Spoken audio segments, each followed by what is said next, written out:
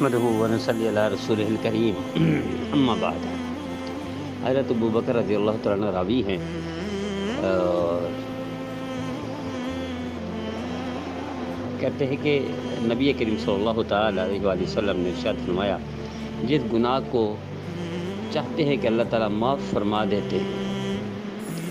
یعنی جب چاہے اللہ تعالیٰ کسی کو بھی معاف کر دیں، بڑے مجرم کو چھوٹے مجرم کو، بڑے گناہ گار کو چھوٹے گناہ گار کو، کسی بھی معاملے میں اللہ معاف کر دے، اللہ سے کوئی پوچھ نہیں سکتا۔ تو آپ صلی اللہ علیہ وسلم نے ارشاد فرمایا، جس گناہ کو چاہتے ہیں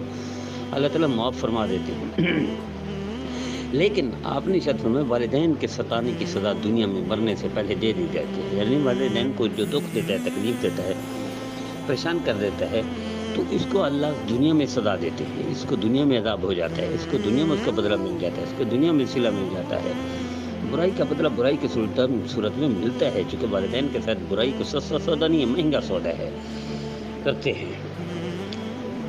اور نبی کریم صلی اللہ علیہ وسلم کا ارشاد ہے حدیث شریف میں کہ ایک شخص نے عرض کی، یا رسول اللہ، اولاد پر والدین کا کیا حق ہے؟ تو نبی کریم صلی اللہ تعالیٰ علیہ وسلم نے ارشاد فرمایا، وہ دونوں تیری جنت ہیں اور دوزخ ہیں، یعنی اگر خدمت کرے گا تو جنت ہیں، نافرمانی کرے گا تو دوزخ ہیں۔ یہ واضح پیمانہ ہے، ٹو دی پوائنٹ بات ارشاد فرما دیا آپ نے۔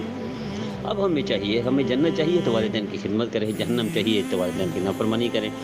آج بہت سارے طبقہ نافرمان ہیں، اور بلکہ یہاں تک الٹی سیدھی باتیں کرتے ہیں، ہمارے لیے تم نے کیا کیا ہے، ہمارے لیے تمہاری کیا وہ وغیرہ وغیرہ، بہرحال اس طرف جانا نہیں چاہتا۔ تو آئیے طے کر لیجئے کہ کہیں ایسا تو نہیں کہ عذاب یا تکلیفیں یا مصیبتیں، دکھ درد، بیماریاں یہ والدین کی نافرمانی کی وجہ سے ہوئی، یا ان کو ستانے کی وجہ سے ہوئی، یا ان کو تکلیف دینے کی وجہ سے ہوئی، یا ان کو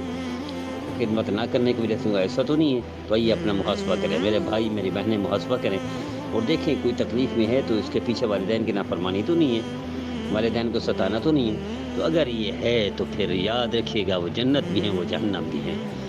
تو کوئی عبادت بھی قبول نہیں کرتے اللہ تعالیٰ۔ تو مجھے امید ہے میرے بھائی میرے بہنیں اس پوائنٹ کی طرف توجہ دیں گے، اور اگر کوئی نافرمانی ہو چکی ہے تو وہ توبہ کریں گے، لیکن اگر نافرمانی کر کے والدین چلے گئے دنیا سے تو والدین کے جو چاہنے والے تھے ان کی خدمت کرنی ہے، والدین سے معافی مانگنی ہے، اللہ سے ان کے لیے معافی استغفار کرنی ہے، اور ان کی قبر پر اثار ثواب کرنا ہے، ان کے لیے صدقہ جاریہ کرنا ہے، ان کے لیے دعا کرنی ہے، ان کے چاہنے والوں کو، ان سے محبت کرنے والوں کے ساتھ اچھا سلوک کرنا ہے، اور معافی مانگنی ہے اللہ سے۔ مجھے امید ہے میرے بھائی میرے بہنیں ہمارے ہر پیغام پر خود بھی عمل کریں گے، دوسروں کو بھی کرائیں گے، خود بھی سنیں گے، دوسروں کو بھی سنائیں گے۔ آئیے طے کر لیجیے، معاشرے کو بہتر بنائیں اور انسانیت کے لیے بہترین کردار ادا کریں۔ کیا ہوگا؟ اصلاح،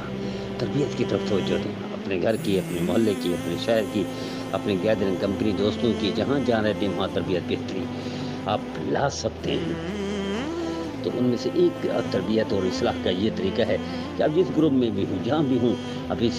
وائس میسیج کو روزانہ خود بھی سنیں، دوسروں کو بھی سنیں، اپنا گروپ بنائیں، اپنی گیدرنگ کمپنی کا، دوستوں کا، اپنے گھر کا، اپنی فیملی کا، اپنے خاندان کا، اپنے جاننے والوں کا، اپنے محلے کا الگ گروپ بنا کے اس میں یہ